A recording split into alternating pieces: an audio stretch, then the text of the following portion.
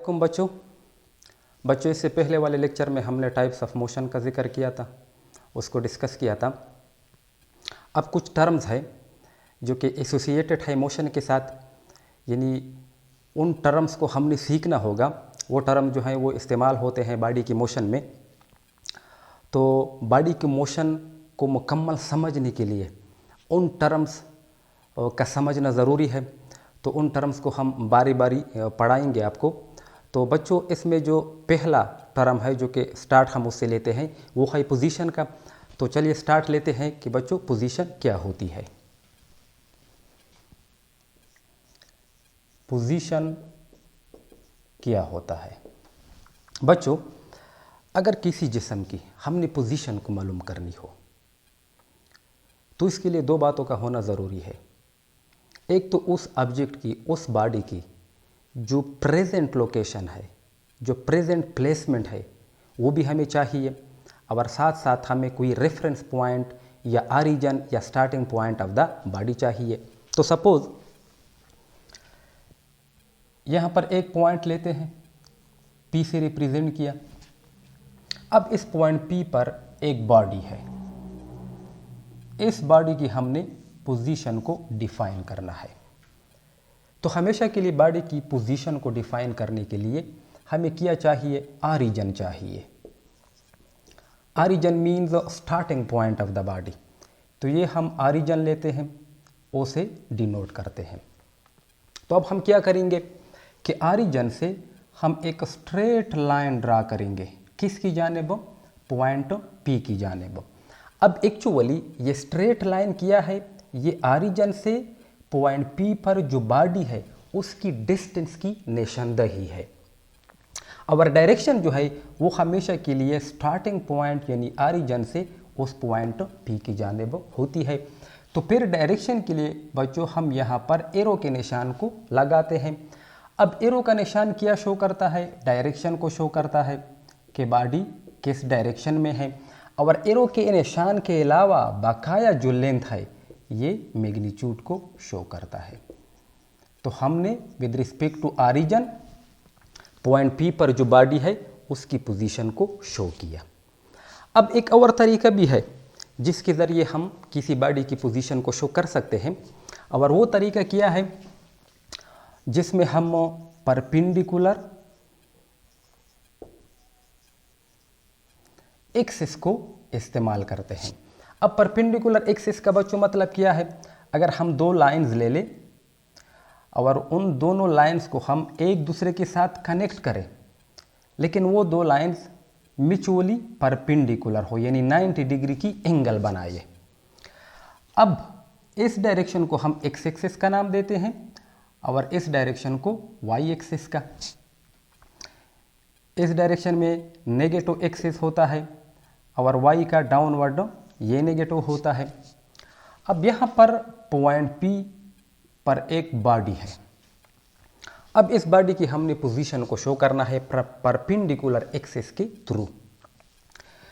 तो perpendicular axis जिस point पर इंटरसेक्शन करते हैं उस पॉइंट को ऑरिजिन का नाम देते हैं। तो बच्चों ऑरिजिन से हम एक स्ट्रेट लाइन ड्रा करेंगे पॉइंट P की जानिब और यहाँ पर एरो पुट करेंगे।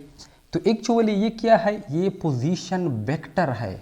Position vector means which shows the position of the body at point P। अब यहाँ पर बच्चों हम लिखते हैं P ऑफ x व y। अब P ऑफ x व y का मतलब समझाता हूँ। पहले हम पॉइंट P से विगली लाइन ड्रा करेंगे x एक्सिस पर और साथ में विगली लाइन ड्रा करेंगे y एक्सिस पर। अब P ऑफ एक्स वाई का मतलब ये है कि ये जो x जो है पॉइंट P का, ये एक्चुअली क्या शो करता है, y एक्सिस से परपेंडिकुलर डिस्टेंस को शो करता है पॉइंट P की। और y जो है पॉइंट P का, ये एक्चुअली x एक्सिस से परपेंडिकुलर डिस्टेंस शो करती है पॉइंट P की। और इस रिलेशन को हम इस तरह भी लिख सकते हैं, P ऑफ r व थीटा, यानी x और y इन दोनों को हम कहते हैं कि ये कोऑर्डिनेट है पॉइंट P के। ये पॉइंट P की क्या है, कोऑर्डिनेट है। अब पी ऑफ आर व थीटा का मतलब यह है कि R is the position vector of the point P और थीटा जो है ये वो एंगल है जो कि पोजीशन वेक्टर बनाता है किसके साथ, एक्स एक्सिस के साथ। तो बच्चों इन दो तरीकों से हम किसी बॉडी की पोजीशन को शो करते हैं। हमेशा के लिए किसी बॉडी की पोजीशन को शो करने के लिए रेफरेंस पॉइंट यानी ऑरिजिन का होना ज़रूरी है। और डेली लाइफ में हम एग्जांपल देखते हैं, हम कहते हैं कि फ़लाँ जगह से इस डायरेक्शन में इतनी मीटर या इतने किलोमीटर के फासले पर है। या डेली लाइफ में जब हमसे कोई पूछे कि भाई फ़लाँ जगह कहाँ पर है, तो हम क्या कहते हैं कि फ़लाँ जगह इस मुकाम से इस डायरेक्शन में इतने किलोमीटर्स के फासले पर है। और किलोमीटर का फासला हम एस्टीमेट में बताते हैं, क्योंकि हमने उसको नापा तो नहीं होता। हम एस्टीमेट में कहते हैं कि भाई 10 किलोमीटर या 9 किलोमीटर जब आप इस डायरेक्शन में जाओगे इस मुकाम से, तो आप अपनी मतलूबा पोजीशन पर पहुंच जाओगे। तो पोजीशन के लिए प्रेजेंट लोकेशन और ऑरिजिन का होना ज़रूरी है। ऑरिजिन से हम प्रेजेंट लोकेशन, प्रेजेंट पोजीशन या जो पोजीशन हमने मालूम करनी हो उसी डायरेक्शन में हमने एक स्ट्रेट लाइन को ड्रा करना होता है। वो स्ट्रेट लाइन ऑरिजिन से उस पोजीशन तक डिस्टेंस को शो करता है और डायरेक्शन हमेशा के लिए ऑरिजिन से उस पॉइंट की जानिब होती है। अब पोजीशन के बाद नेक्स्ट जो टर्म है बच्चों वो है डिस्टेंस का। डिस्टेंस क्या होती है? डिस्टेंस को बच्चों हम डिफाइन करते हैं कि the actual path followed by a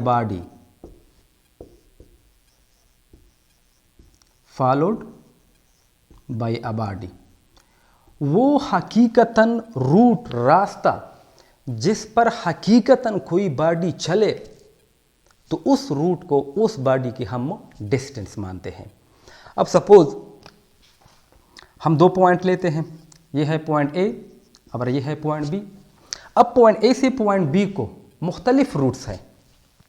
हम आई सी भी जा सकते हैं, हम आई सी भी जा सकते हैं, हम इस तरह भी जा सकते हैं। तो फॉर एग्जांपल ये फर्स्ट रूट, ये सेकंड रूट और ये थर्ड रूट, ये तीनों रास्ते हैं, तीन रूट्स हैं। अब इन तीनों रूट्स में हम उस रूट को डिस्टेंस का नाम देंगे जिस पर बॉडी एक्चुअली पॉइंट ए से पॉइंट बी को चले। अगर मैं रूट 1 पर चलूँ तो ये मेरी डिस्टेंस होगी, अगर मैं 2 पर बी को चलूँ तो ये मेरी डिस्टेंस होगी, अगर मैं इस रूट पर चलूँ तो ये मेरी डिस्टेंस होगी। तो इस वजह से हम डिफाइन करते हैं कि वो एक्चुअल पाथ जिसको बॉडी फॉलो करे, यानी जिस पर बॉडी चले, तो वो रूट उस बॉडी की क्या कहलाती है? डिस्टेंस कहलाती है। अब जो कि डिस्टेंस लेंथ है, तो डिस्टेंस को हम मेजर करते हैं किस में? मीटर में। अब डिस्टेंस के बाद एक और टर्म्स है जिसको हम नाम देते हैं डिस्प्लेसमेंट का। तो बच्चों डिस्प्लेसमेंट जो है ये डिस्टेंस की एक स्पेसिफिक टाइप है, यानी हम कह सकते हैं कि डिस्प्लेसमेंट या तो डिस्टेंस से कम होगा और या डिस्टेंस के बराबर होगा। सपोज ये कोई रूट है, यहाँ पर हम लेते हैं पॉइंट ए को और यहाँ पर हम लेते हैं पॉइंट बी को।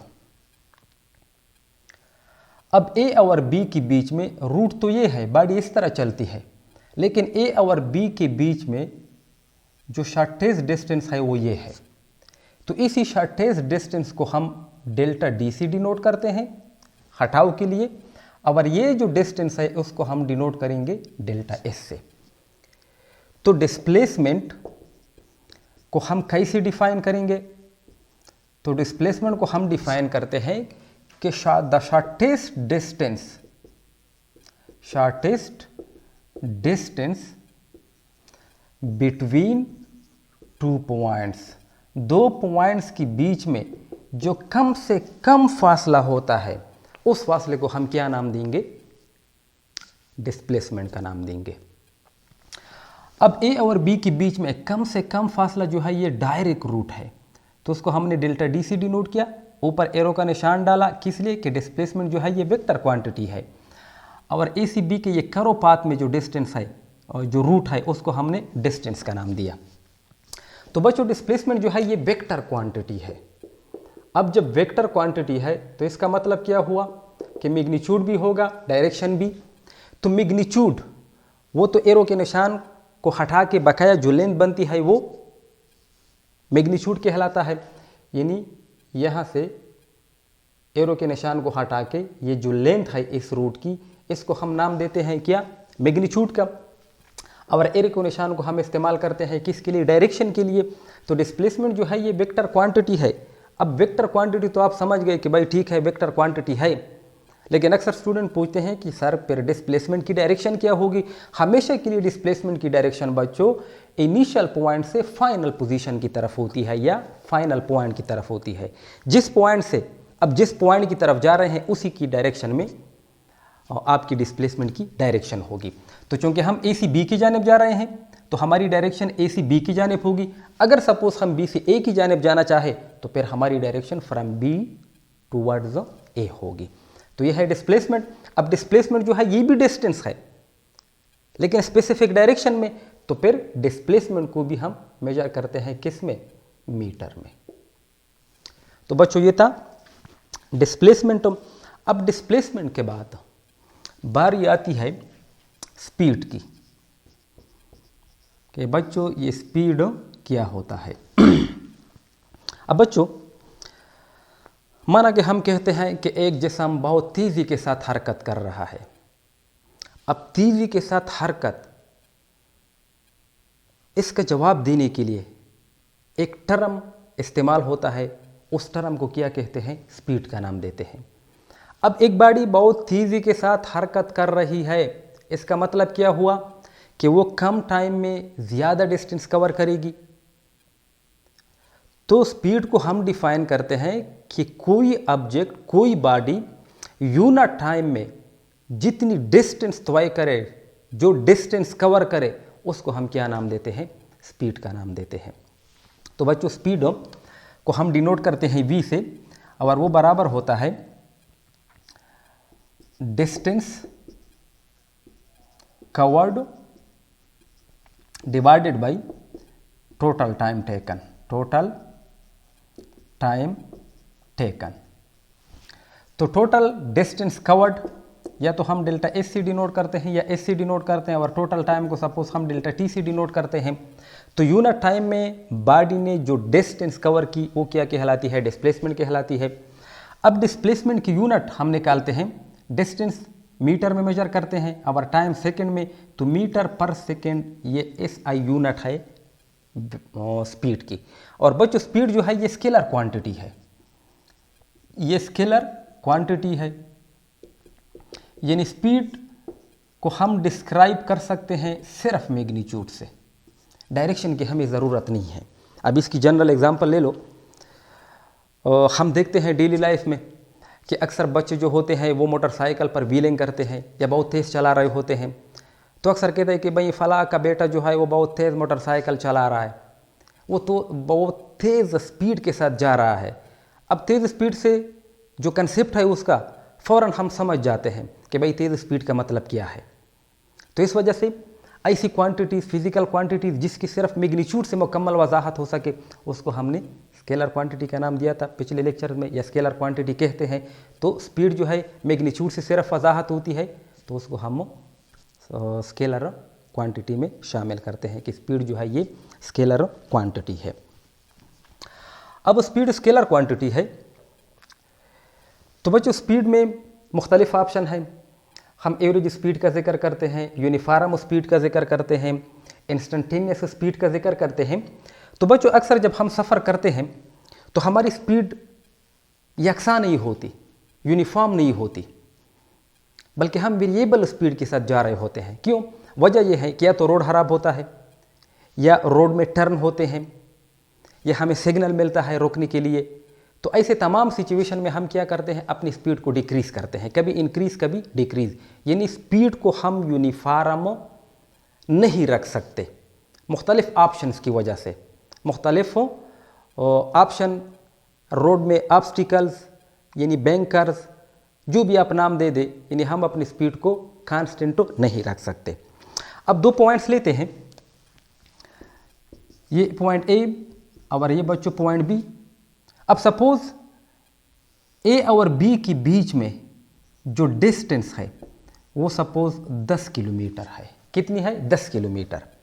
और ये 10 किलोमीटर कोई भी गाड़ी कितने टाइम में कवर करती है? 0.5 आवर में, यानी 30 मिनट में तय करती है। अब ये 30 मिनट में तय करती है तो बच्चों ए से बी को 10 किलोमीटर का फासला जो कि 0.5 आवर यानी 30 मिनट में तय होती है, ये हमारी एक्चुअल स्पीड नहीं है स्टार्ट से, बल्कि इस स्पीड को हम एवरेज स्पीड का नाम देते हैं। अब ये एवरेज स्पीड अगर हम इसकी कैलकुलेशन करें तो हमारे पास आ जाता है 20 किलोमीटर पर आवर। तो ये हमारा एवरेज स्पीड है, एक्चुअल स्पीड नहीं है जो कि स्टार्ट से वो बॉडी कवर कर रही है या जिस स्पीड से वो बॉडी आ रही है। अब एवरेज स्पीड को हम कैसे डिफाइन करेंगे? हम भी लेते हैं, सिंबल में बंद करते हैं, तो हम कहते हैं कि total distance covered by a body कितने टाइम में? टोटल टाइम, ठीक है।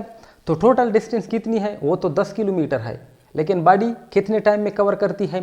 30 मिनट यानी 0.5 आवर में तय करती है। अगर इस कैलकुलेशन को हम हल करें तो हमारे पास क्या आ जाएगा? 10 किलोमीटर, 0.5 की जगह ऊपर 10 और नीचे 5, तो ये दोनों कैंसिल हो जाएंगे। तो हमारे पास आ जाएगा 20 यूनिट, ऊपर किलोमीटर नीचे आवर है, तो 20 किलोमीटर पर आवर ये इस बॉडी की क्या होगी? एवरेज स्पीड होगी। एक्चुअल स्पीड नहीं है जो कि बॉडी ए से बी को कवर कर रही है, ये एवरेज स्पीड है। तो बच्चों अगर हमें एवरेज स्पीड मालूम हो, हमें टाइम भी मालूम हो, तो हम डिस्टेंस को मेजर कर सकते हैं।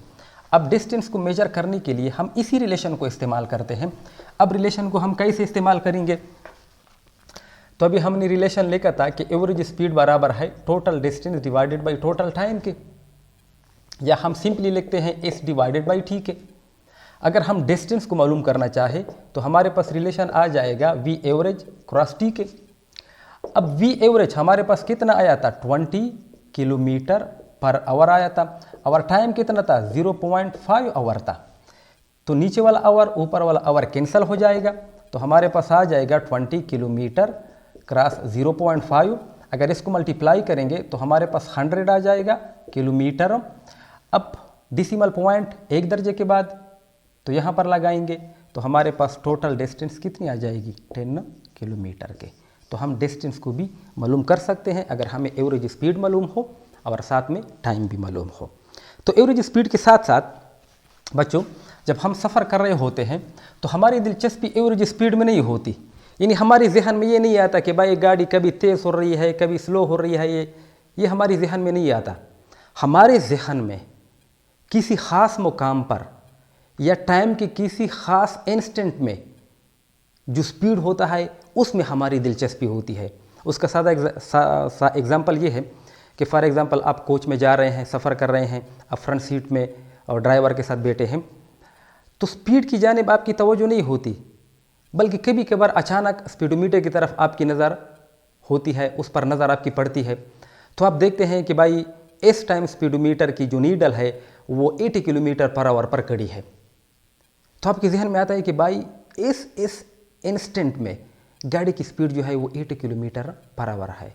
आपके जहन में ये नहीं आता कि भाई जिस मुकाम से मैं ड्राइवर के साथ बैठा हूँ उस मुकाम से वो कितनी स्पीड के साथ आ रहा था, ये हमारे जहन में नहीं आता, बल्कि किसी खास मुकाम या किसी खास इंस्टेंट में हमने स्पीड को फाइंड करना होता है, हमारी उसमें दिलचस्पी होती है। फिर किसी खास इंस्टेंट में जो स्पीड होता है उस स्पीड को हम क्या नाम देते हैं? इंस्टेंटेनियस स्पीड का नाम देते हैं। तो इंस्टेंटेनियस स्पीड को का जो रिलेशन है हम इस तरह लिखते हैं V instantaneous limit delta T tends to 0 delta S divided by delta T. अब लिमिट को जब हम ख़त्म करते हैं तो डेल्टा एस की जगह हम लिखते हैं डी एस को और डेल्टा टी की जगह डी टी को। तो ये रिलेशन है बच्चों इंस्टेंटेनियस स्पीड का। अब बच्चों अगर कोई बॉडी यूनिफॉर्म स्पीड के साथ जा रही हो तो यूनिफॉर्म स्पीड का मतलब क्या है? अगर कोई body equal interval of time में क्या करें, इक्वल डिस्टेंस कवर करें, इक्वल डिस्टेंस। तो फिर इस किस्म की स्पीड को यूनिफॉर्म स्पीड कहते हैं। अगर कोई body equal interval of time में इक्वल डिस्टेंस कवर करे तो फिर उस स्पीड को हम यूनिफॉर्म स्पीड कहते हैं। तो बच्चों, जब बात यूनिफॉर्म स्पीड की आती है तो उस वक्त इंस्टेंटेनियस स्पीड और एवरेज स्पीड में कोई फर्क नहीं होता, ये दोनों बराबर होते हैं। अब इसका मतलब क्या हुआ, जब बॉडी यूनिफॉर्म स्पीड से जा रही है तो फिर इंस्टेंटेनियस और एवरेज स्पीड आपस में बराबर होते हैं। मतलब क्या हुआ, मतलब ये है कि इंस्टेंटेनियस स्पीड मैंने समझा दिया कि किसी खास इंस्टेंट में जो स्पीड है उसको इंस्टेंटेनियस स्पीड बोलते हैं। अब जब बॉडी स्टार्ट से यूनिफॉर्म स्पीड से आ रही है, इक्वल इंटरवल ऑफ टाइम में इक्वल डिस्टेंस कवर कर रही है, तो फिर तो कंसेप्ट क्लियर हो गया। फिर तो हमारे लिए कोई पॉइंट बाकी ही ना रहा, कोई इंस्टेंट हो बाकी नहीं बची कि हम कहें कि भाई इस इंस्टेंट में गाड़ी की रफ्तार कितनी है। वो तो through out same instant of time में सेम डिस्टेंस कवर कर रही है। तो इस वजह से हम कहते हैं कि यूनिफॉर्म स्पीड की जब बात आती है तो इंस्टेंटेनियस स्पीड और एवरेज स्पीड में कोई फ़र्क नहीं रहता, तो ये दोनों आपस में बराबर होते हैं। तो बच्चों, बकाया टर्म रहते हैं वेलोसिटी एक्सेलरेशन का, वो इंशाल्लाह नेक्स्ट लेक्चर में मैं आपको पढ़ाऊँगा।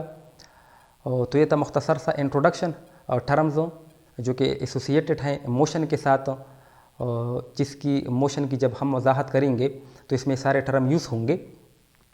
तो अगर वीडियो अच्छी लगी हो तो प्लीज़ लाइक कीजिए, शेयर कीजिए अपने दोस्तों के साथ, पढ़ाई करते रहना। All the very best.